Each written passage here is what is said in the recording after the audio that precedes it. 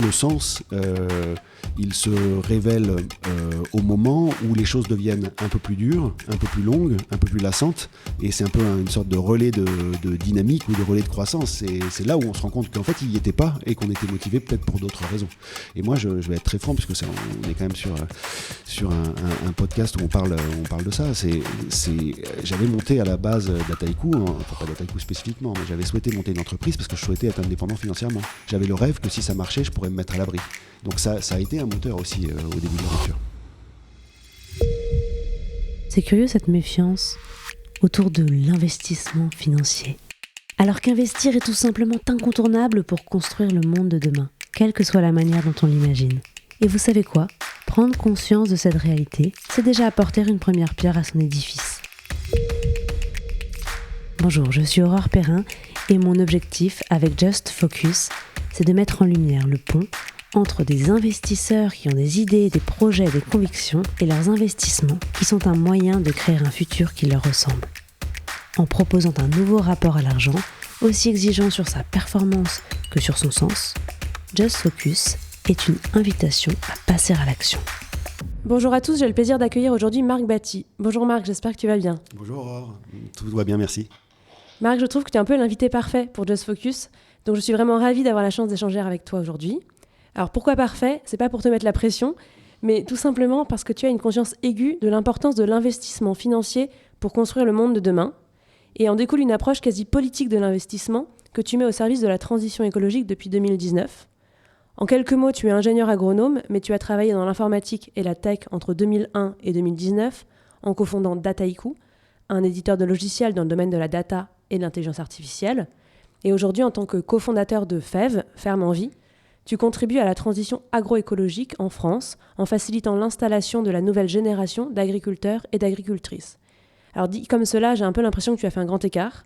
Peux-tu m'expliquer comment tu es passé de la data à l'investissement à impact ? Oui, c'est un énorme écart que j'ai fait en 2018-2019, qui est lié à une prise de conscience écologique assez forte. Je dis souvent que c'est lié aussi à la crise de la quarantaine, puisque moi j'étais en train de développer ma boîte d'avant, donc Dataiku, effectivement dans un domaine très différent de ce que je fais aujourd'hui.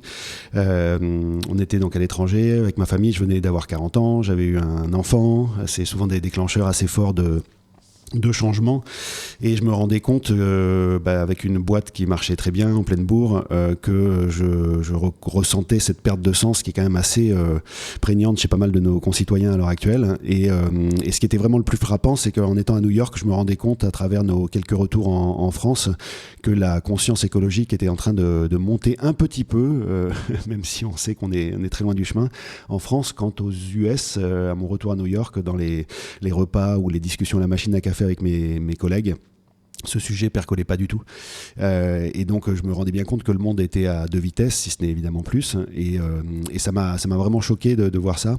Et puis en parallèle, moi, il y a un événement très très marquant, c'est la lecture du rapport du GIEC en 2018, qui m'a complètement choqué, parce que pour la première fois, j'ai pris conscience à ce moment-là que les choses qu'on nous dit depuis presque qu'on est tout petit, que le monde va un petit peu dans une mauvaise direction, et que pour les générations futures, ça sera difficile. Pour les générations futures, moi je me suis toujours dit, c'est pas moi. C'est les suivants, mais les suivants, ils sont loin, quoi. Et même si on a de l'empathie pour nos arrière petits-enfants, finalement, ça passe, quoi. Et ce jour-là, donc il donnait un budget qui, à l'époque, alors Jean-Philippe, dont on parlera tout à l'heure, nous connaît ça mieux que moi, mais il donnait un budget de tonnes carbone à émettre, et je crois que c'était 400 et quelques, ou 420 peut-être. Et là, j'ai compris il le disait très clairement, qu'on avait 12 ans pour rester dans le cadre des accords de Paris et limiter le réchauffement climatique à quelque chose d'acceptable, acceptable étant déjà un grand mot, mais quelque chose qui nous permette de maintenir notre terre vivable. Et donc, moi, en tant qu'ingénieur, quand on m'a dit il y a un budget, on connaît, ingénieur ou patron d'entreprise ou ce qu'on veut, on est habitué à piloter des KPI, on sait ce qu'on a à faire, et quand on dit il y a ça et pas plus, ça m'a complètement choqué, parce que je me suis dit que c'était pas une histoire pour nos petits-enfants, c'était pas une histoire pour mes enfants, c'était une histoire pour nous-mêmes en tant que Quadra, et qu'on allait voir ce changement climatique nous frapper de plein fouet de notre vivant. Et donc moi je m'inquiète évidemment plus pour mes enfants que pour moi-même, mais je pense que le déclencheur, si on veut être très très honnête, ça a d'abord été une peur pour soi. Ok, et donc c'était des sujets que vous abordiez pas du tout à l'époque de Dataiku, où il y avait déjà des Quand rapports... tu dis vous, tu penses à avec familialement avec des ou cofondateurs Non, pas du tout, pas ouais. du tout. Et même, je vais être très franc, c'est pas des sujets qui, dans la plupart des boîtes de la tech que je connais, à part celles qui se sont créées depuis quelques années et qui sont relativement proches du sujet, soit parce qu'elles veulent l'aborder, ce sont des gens qui travaillent explicitement dans le milieu de la réduction de l'empreinte des entreprises, ou des gens qui en font leur business. À part cela, la plupart des entreprises qui ont un business classique, quand je dis classique, c'est en gros tout sauf les trucs utiles, ces gens-là, ils ne parlent pas de ça. Ils ont évidemment dans leur staff 10, 20, 30% de personnes éco-anxieuses ou de personnes qui ont une sensibilité forte là-dessus. Ça pose de plus en plus de sujets sur le fait que ces boîtes-là, parce qu'elles ne prennent pas le sujet avec le bon niveau d'urgence, commencent à se couper de leur base d'employés. Donc il y a des démissions, on parle beaucoup de silent quitting, les gens qui arrêtent de travailler ou qui démissionnent parce que leur entreprise ne prend pas le sujet ouvertement. Mais donc Dataiku et les autres ne prenaient pas ça au sérieux suffisamment. Mais après, souvent, moi, quand je me rappelle de ça, c'était il y a 5 ans. Et ça me paraît... le mois d'il y a 5 ans me paraît absurde. Et je me dis pourtant que j'étais pas du tout je me sentais écolo déjà à la base. J'étais écolo qui faisait rien, en fait. C'est-à-dire comme tout le monde, quoi. Comme tous les gens qui nous écoutent, je suis sûr que si on leur demande, il y en a 50% qui vont se revendiquer écolo. Mais je pense sincèrement que dans tous ceux qui nous écoutent, malheureusement, il y en a plein qui, à l'heure actuelle, ne font rien. Et pour ceux qui font quelque chose, dont moi, ils font quelque chose qui est très insuffisant par rapport à ce qu'il faudrait qu'on fasse. Alors, raconte-moi exactement, du coup, qu'est-ce que tu fais aujourd'hui ? En quoi ça fait quelque chose ? Et puis en quoi c'est insuffisant aussi, peut-être ? Alors, tu veux qu'on parle un peu de personnel ou de familial ou plutôt de travail, et comment j'inscris ça dans mon déjà, qu'est-ce que tu as fait comme bascule, justement, ouais. Tu vois, déjà, comment est-ce que tu as fait croître Dataiku et à quel moment tu as quitté Dataiku ? Oui. Pourquoi tu l'as fait exactement ? Oui. Et quel a été le projet sur lequel tu t'es concentré après et sur lequel je crois que tu te concentres encore maintenant. Oui. Peut-être on peut commencer par là et puis après effectivement Dataiku ça a été créé on l'a créé en 2012-2013 officiellement pour la création de la société avec 3 autres fondateurs. On est parti donc à 4. Quand je suis parti il y avait 300 personnes. Moi je me suis toujours occupé du développement commercial chez Dataiku, d'abord en France, un peu en Europe et surtout ensuite aux US à partir de 2017. C'est une aventure qui allait très très vite puisque en quelques années de passer de 4 à 300, ça fait partie des hyper-croissances qu'on voit parfois dans la tech. Maintenant, là, au jour où on se parle, il y a 1100, 1200 personnes, donc ça a encore grossi beaucoup depuis que je suis parti. Pour être très franc, au moment où moi j'ai décidé de passer à autre chose, c'était pas aussi clair dans ma tête que ça l'est aujourd'hui. C'est-à-dire qu'il y avait une conjonction de facteurs. La prise de conscience écologique, c'était une chose. Le sentiment de ne pas avoir le sens que j'espérais dans Dataiku était aussi quelque chose qui, in fine, sont, à mon avis, intimement liés, mais c'était pas forcément très réfléchi au moment où j'avais ce sentiment un peu de vide. Et puis après, il y avait aussi, et c'est d'abord comme ça que ça commençait, un sentiment de fatigue et de se demander pourquoi on fait ça, après quoi on court. Et ça, c'est vraiment le premier truc. C'est d'abord, on se dit qu'est-ce que je suis en train de faire là, après, mais à quoi ça sert tout ça, et puis est-ce qu'il n'y a pas mieux à faire dans le monde pour contribuer de manière utile à partir du moment où la conscience écologique s'éveille un peu. Et je trouve ça étonnant ce que tu dis, parce que j'imagine que pour avoir l'énergie de monter, de diriger une boîte pendant des années, il y a quand même un moment où tu trouvais un sens à ce que tu faisais. Enfin, tu peux pas faire ça si tu trouves pas de sens au moment où tu le fais. La plupart des gens qui ont une perte de sens à l'heure actuelle, ils ont quand même, en général, que ce soit en créant une boîte ou accepter un boulot, ils ont accepté un boulot. Ils sont allés, ils ont trouvé du sens. Le sens, ça peut être, par exemple, moi je suis très curieux, je suis ingénieur, j'adore les maths, l'informatique, même si j'ai fait agro. Un de mes premiers boulots, je bossais dans l'aquaculture, je faisais des bases de données et des algos. J'ai toujours aimé ça. Donc, pour tous les ingénieurs là qui nous écoutent, je pense qu'il n'y en a pas beaucoup qui ne se reconnaîtront pas si je leur dis que quand on code, on a l'impression de construire quelque chose. Quand on fait de la data, on a l'impression d'être un peu omnipotent. Donc il y a un petit sentiment quand même de faire des choses agréables. Et puis évidemment, il y a plein de choses qu'on peut faire d'utiles avec la donnée. Et puis il y a le côté excitant de monter une entreprise. Quand on est entrepreneur, a fortiori pour la première fois, se dire qu'on va créer quelque chose et de voir que ça se développe, ça crée aussi de l'énergie. Donc il faut pas être négatif évidemment sur tout. Tout ça, ça contribue à donner de l'énergie. Après, le sens, il se révèle au moment où les choses deviennent un peu plus dures, un peu plus longues, un peu plus lassantes. Et c'est un peu une sorte de relais de dynamique ou de relais de croissance. C'est là où on se rend compte qu'en fait, il n'y était pas et qu'on était motivé peut-être pour d'autres raisons. Et moi, je vais être très franc, puisque on est quand même sur un podcast où on parle de ça. J'avais monté à la base d'Ataiku, enfin pas d'Ataiku spécifiquement, mais j'avais souhaité monter une entreprise parce que je souhaitais être indépendant financièrement. J'avais le rêve que si ça marchait, je pourrais me mettre à l'abri. Donc ça a été un moteur aussi au début de l'aventure. Et c'est quand justement tu as senti aussi que tu étais à l'abri, aussi que les questions de sens se sont... Et aussi, alors voilà, ça c'est un peu quelque chose qui me met pas toujours très à l'aise, parce qu'effectivement, quand on a la chance d'avoir eu une réussite comme ça, déjà moi j'essaie d'en être conscient. Je sais que ce que je raconte par ailleurs est pas toujours audible, parce que quand on est un peu privilégié d'avoir ce luxe-là, on a un luxe de réfléchir à autre chose, et quand on a ce luxe de réfléchir à autre chose, je trouve qu'il est dur de pas ressentir une responsabilité écrasante de comment on doit occuper son temps, occuper son argent ou occuper son emploi du temps.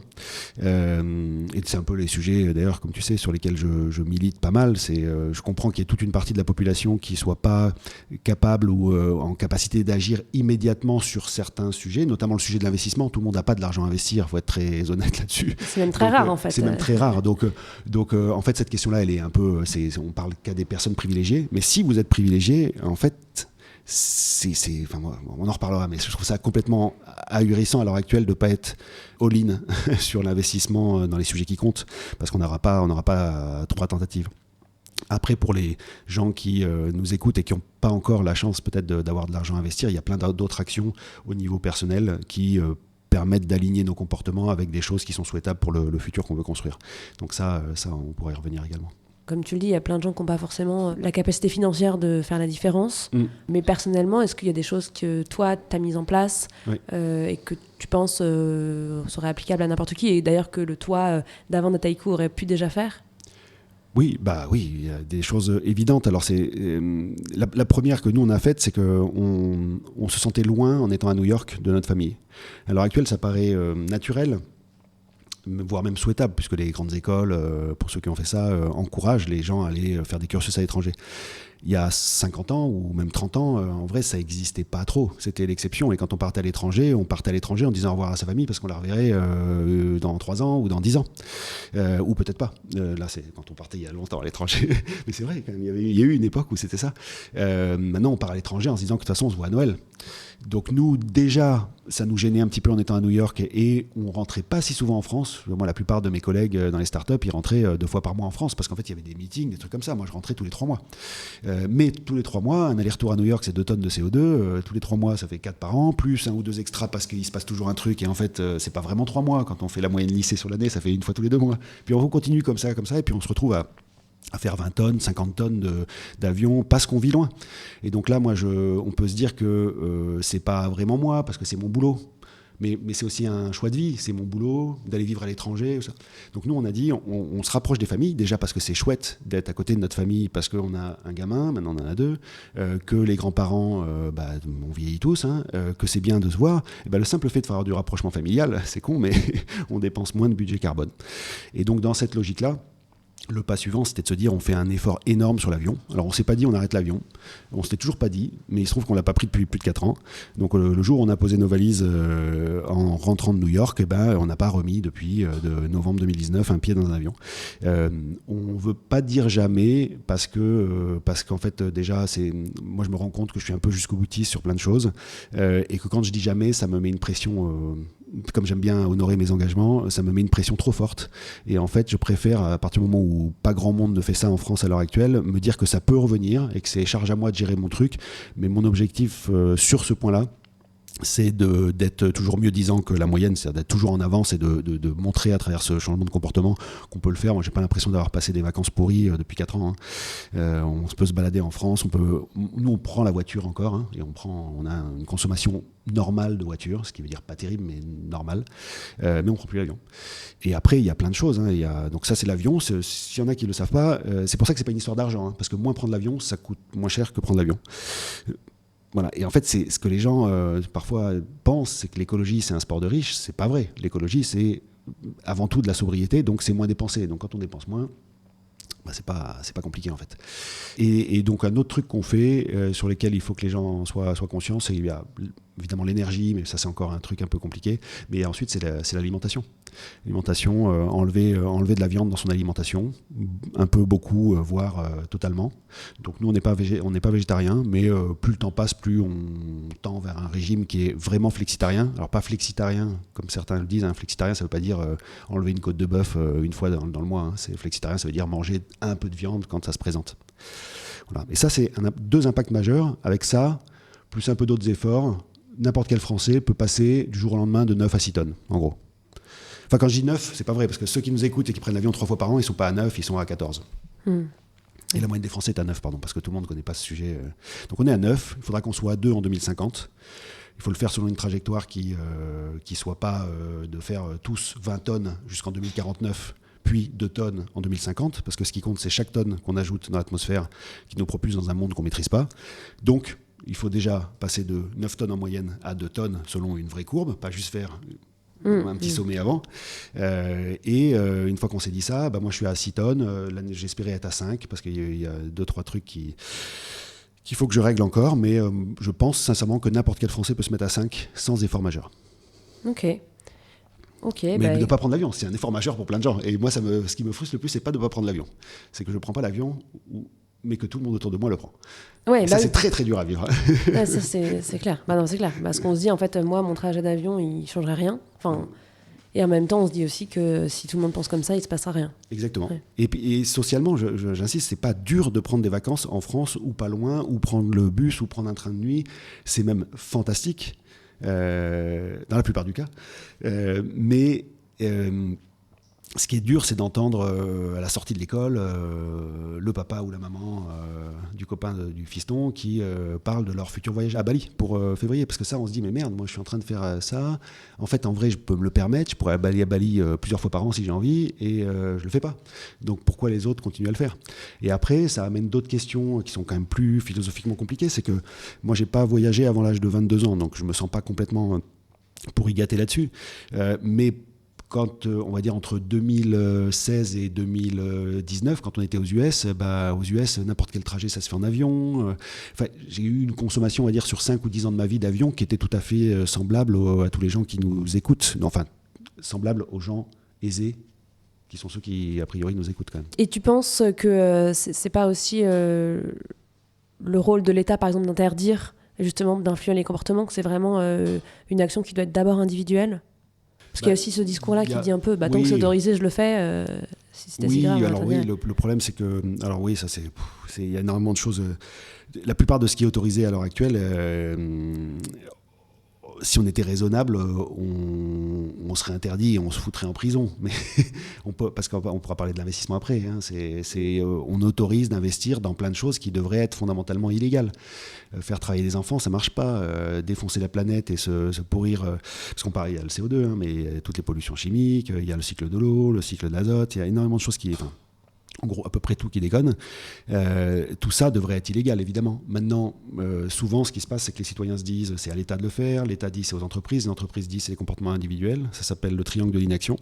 Et ce truc-là, en fait, pour le vaincre, il faut se dire que justement, on arrête de reporter la responsabilité sur le voisin. On est un citoyen, on fait ses efforts. On est dans une entreprise, on la fait bouger de l'intérieur ou on la quitte et on fait une autre entreprise.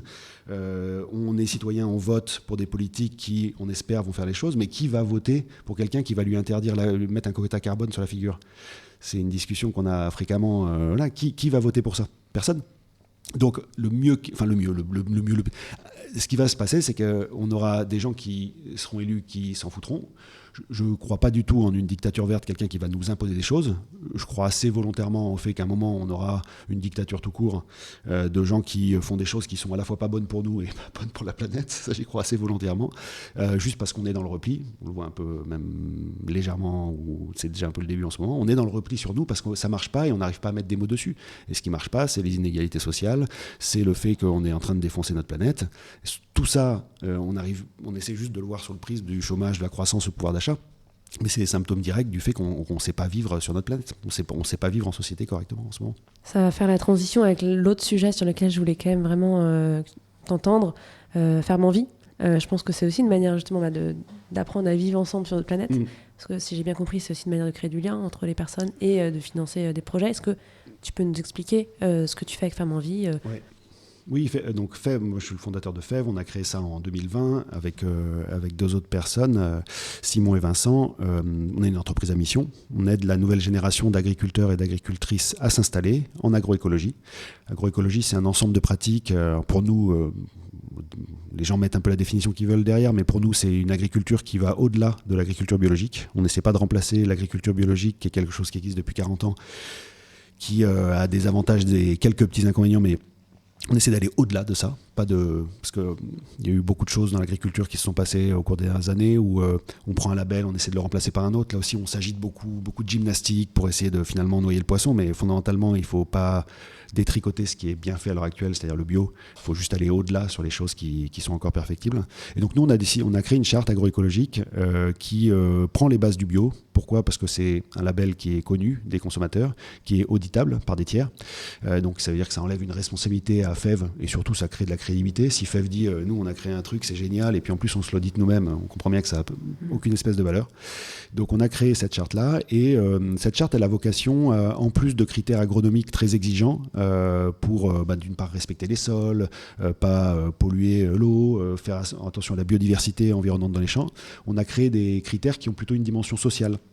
L'idée, c'est de se dire, le but, c'est que tout ce changement-là de modèle agricole qui est nécessaire à l'heure actuelle, il ne se passera pas sans que le métier d'agriculteur soit reconsidéré, et sans que ces personnes-là, qui sont quand même essentielles, à la fin de la journée, avant d'avoir fait de la data ou de l'AI, et avant d'avoir pris son MacBook, on a mangé éventuellement au petit-déj, quoi. Donc on est obligé d'avoir les agriculteurs. Et ces agriculteurs, ils doivent bien vivre. Et c'est les mêmes débats qu'il y a eu sur les soignants pendant le Covid. C'est pourquoi les agriculteurs vivent mal. C'est eux qui nous nourrissent. Pourquoi les soignants vivent mal alors que c'est eux qui nous soignent. Si on enlève tous les mecs qui font de la data comme moi, ou qui ont fait de la data comme moi, le monde tourne. Si on enlève les agriculteurs et les soignants, d'abord on commence à avoir faim. Ensuite on va à l'hosto parce que on n'a pas mangé, et donc on se porte mal. Et puis s'il n'y a pas de médecin, on repart d'où on vient. Donc ça, il faut quand même se rendre compte que dans la pyramide des besoins, il y a des métiers comme ça qui sont importants. Les agriculteurs, c'est numéro 1, ou ça dépend de ce qu'on veut faire, mais les agriculteurs, les soignants, tout ça c'est les métiers qui comptent. Et donc nous, pour qu'ils s'en sortent mieux, on a essayé de penser quels sont les critères qui font que les fermes vont être plus durables dans le temps, plus résilientes. Et il y a un axe fort qu'on développe, c'est la diversification. Alors ça va parler aussi aux gens qui parlent d'argent ou de patrimoine. Dans plein de trucs, on se dit il faut diversifier. Vous gérez de l'argent, vous diversifiez. Vous gérez une entreprise, vous essayez de diversifier vos activités, parce que vous dites il faudrait quand même pas qu'il y ait un truc qui marche pas, et voilà. Mais en agriculture, non. Ça fait 70 ans qu'on diversifie pas. On spécialise. On a spécialisé les exploitations agricoles, on a spécialisé les régions, et on a même spécialisé les pays. Du coup, on est obligé d'importer à tout va tout ce qui nous manque, y compris des trucs qu'on savait faire chez nous. Ça, c'est quand même assez chouette.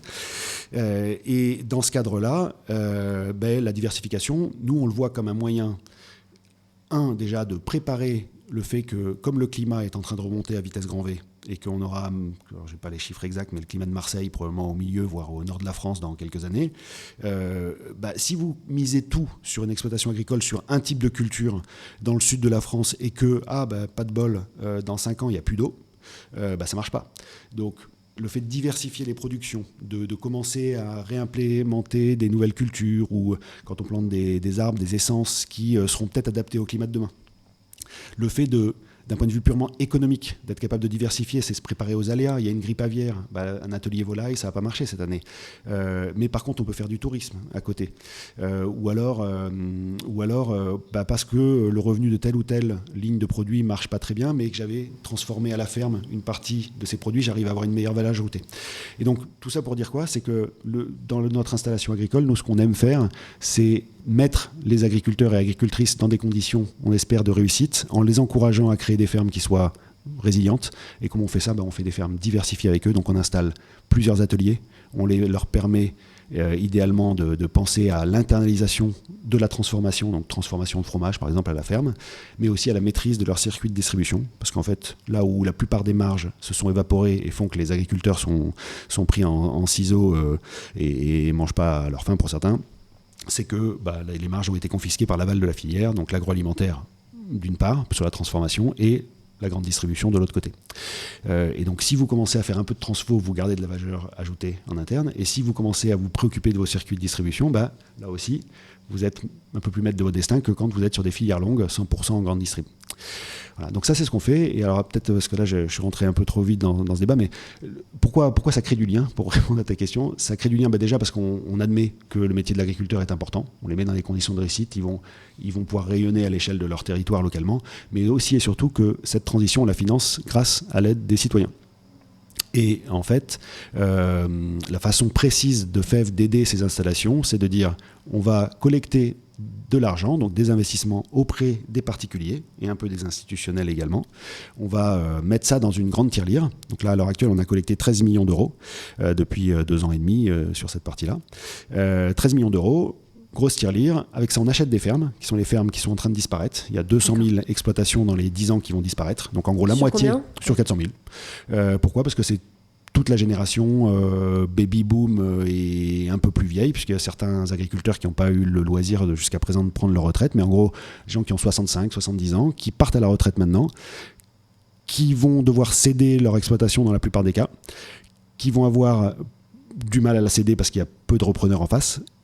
Et donc ce qui va vraisemblablement se passer, parce que c'est la solution de facilité, c'est soit la vendre quand il y a du potentiel touristique et que les bâtiments sont de bonne facture, ça peut partir en résidence secondaire. Donc ensuite, à être exploité par des gens en sous-traitance, on appelle ça les ETA, mais souvent, c'est quand même pas là où on pratique la meilleure agriculture, parce que c'est pas quelqu'un qui prend soin, c'est quelqu'un qui délègue le fait de pouvoir cultiver les terres. Donc ça va être du bâtiment en résidence secondaire plus du travail à façon. Mais le cas qui est encore le plus fréquent, c'est que les terres partent à l'agrandissement de voisins qui ont déjà des surfaces importantes et donc qui consolident le modèle agricole sur lequel on n'arrête pas d'accélérer depuis plusieurs décennies, et donc avec tous les travers qu'on lui connaît et qui font que nous on est là pour justement dire il faut que ça s'arrête. Et voilà, et donc avec ces 13 millions d'euros, on a acheté 16 fermes et on les met à disposition des porteurs de projets. Et là où en fait, je fais le lien avec ce que je disais tout à l'heure sur la charte, c'est que la condition sine qua non pour FEV, pour louer ces belles fermes qui ont été financées grâce à de l'argent citoyen, c'est de s'engager pour les agriculteurs et agricultrices qui nous font confiance sur cette charte. Donc ils ont le droit d'être là parce qu'ils signent un contrat avec nous qui est de dire je vais respecter et travailler ces terres selon les critères que vous, FEV, vous avez implémentés.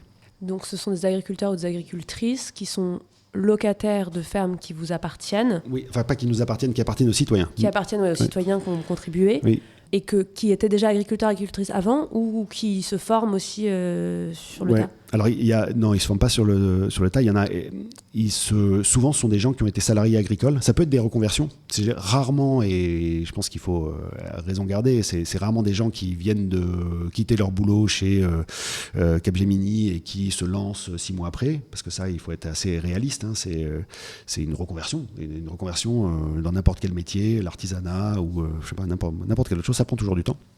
Donc là, souvent, c'est des gens qui sont en reconversion ou pas, mais qui ont un parcours de plusieurs années de salariat agricole avant. Et donc, comme un entrepreneur, parfois, a été quelques années salarié ou de nombreuses années salarié avant de se lancer, là, c'est la même chose. Ce sont des gens qui sont dans le salariat et qui se disent à un moment, j'ai envie de travailler une terre qui un jour peut-être m'appartiendra. Et donc ça, c'est un autre aspect important du dispositif de FEV, c'est que nous, on est là pour donner un coup de pouce aux agriculteurs en leur donnant des belles fermes, en ayant un loyer dans un premier temps, mais la capacité, quand ils sont prêts au bout de 7 à 10 ans, et qu'ils ont en général commencé à rembourser significativement les autres emprunts qu'ils avaient à l'installation, on leur donne la capacité d'acheter à un prix, avec une option d'achat qui est favorable, puisque en fait, s'il y a un prix marché qui est supérieur au moment où ils exercent leurs options d'achat, par rapport au moment où FEV s'était porté acquéreur de la ferme, donc imaginons la FEV avait acheté à 100 et puis ça vaut 120 sur le marché 10 ans après, ils achètent à 110. Le but, c'est de les protéger contre une inflation des terres, sachant que, évidemment, pour les citoyens investisseurs, il faut bien qu'il y ait un petit peu de rendement, parce que sinon, il n'y a pas d'intérêt et puis personne ne viendra jamais nous faire confiance. Mais de l'autre côté, il faut bien se dire que la valorisation d'un actif comme la terre agricole, elle n'est pas liée juste à un contexte de marché et spéculation, heureusement, notamment en France, on est bien protégé par rapport à ça. Mais donc si la terre se valorise, c'est aussi peut-être parce que les agriculteurs et agricultrices qui travaillent dessus ont fait du bon boulot.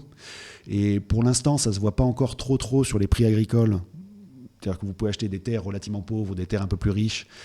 Ce n'est pas encore complètement bien intégré dans les prix des terres agricoles, mais notre pari, c'est que de toute façon, dans le futur, ça va être le cas. Et donc, il faut absolument que les agriculteurs prennent soin de la terre. Pourquoi ? Parce que des sols pauvres ou morts, dans 10 ou 20 ans, ça n'aura pas de valeur.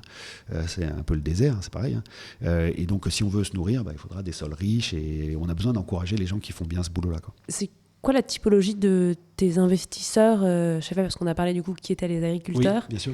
Tes investisseurs, c'est quel type de profil ? Alors nous, l'investissement, on est très original en ce sens qu'il est ouvert de 500 € à plusieurs millions d'euros. Et de fait, on a des gens, on pourrait prendre un étudiant qui est étudiant en école de commerce et qui se dit en fait j'ai 500 € là de côté et je trouve que c'est quand même beaucoup plus ça a beaucoup plus de sens vu que je me pose des questions sur mon futur job et que justement je ne veux pas travailler dans certains domaines, ça a plus de sens de mettre mes 500 € ici chez FEV qu'ailleurs. On a, je fais les gros extrêmes, on a des gens qui sont des personnes riches en dizaines de millions qui vont mettre, alors pour l'instant quelques centaines de milliers d'euros, j'espère bientôt quelques millions, pour se dire, voilà, j'ai compris que j'allais pas vivre tout seul dans mon bunker, dans un monde inhabitable. Donc on a besoin, même si on n'est pas sur un placement le plus rentable par rapport à ce que je fais par ailleurs, j'ai besoin de sponsoriser des gens qui prennent soin des agriculteurs. Donc ça, c'est des gens qui sont à, on va dire, 500 000, 600 000 €. Et puis au milieu, la grosse tranche de gens qui font nos 1300 investisseurs, c'est des cadres supérieurs qui ont envie d'investir dans quelque chose qui a du sens, qui en général ont... C'est toujours pareil dans l'investissement, on se pose ces questions après avoir peut-être déjà fait un investissement, locatif, ou après avoir ouvert une petite assurance vie en fonds euros. Et là, ils se disent, je vais le mettre chez FEV. L'avantage qu'on offre à ces gens-là, en plus du sens, c'est que comme on est éligible à une réduction d'impôt de 25% sur l'impôt sur le revenu, des gens peuvent défiscaliser une partie de leur impôt sur le revenu. Alors, c'est pas magique, parce que pour bénéficier de 25% de réduction, il faut avoir mis les 100 avant. Donc, pour avoir 250 €, il faut quand même avoir investi 1000 €, 750 de plus. Mais il y a quand même énormément de gens qui font ce pari-là sur des investissements avec une typologie de l'ordre de entre 2000 et 50 000 €.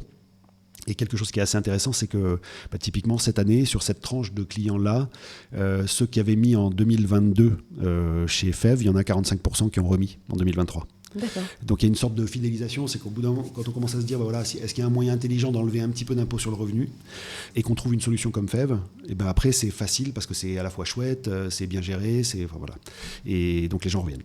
Ok, et concrètement, pour un investisseur qui place 1000 €, ouais.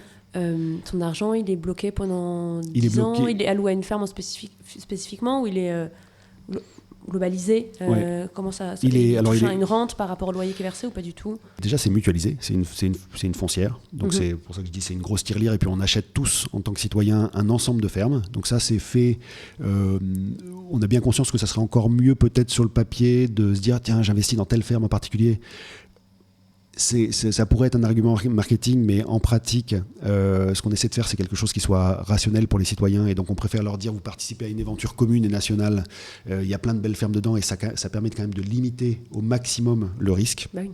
Complètement. Comme dans plein de domaines. Donc c'est mutualisé. La part de la foncière se revalorise selon deux éléments. C'est les loyers qui sont distribués, auxquels on retranche les charges évidemment de gestion et tout ça, plus la revalorisation du prix du foncier sous-jacent. Donc on est sur un investissement locatif très classique. La seule chose, c'est qu'on ne distribue pas les loyers. Okay. En agriculture, les loyers sont relativement faibles. On est aux alentours d'1%, 1,5% net de charges. Donc on préfère les recapitaliser, les remettre au pot, parce que sinon ça ferait une logistique relativement importante de redistribuer des montants relativement faibles aux investisseurs tous les ans. Et donc on augmente plutôt la masse d'investissement qu'on peut faire avec ça. Les investissements, ils sont bloqués 3 ans statutairement. Ça, c'est quelque chose qu'on s'est mis comme ça.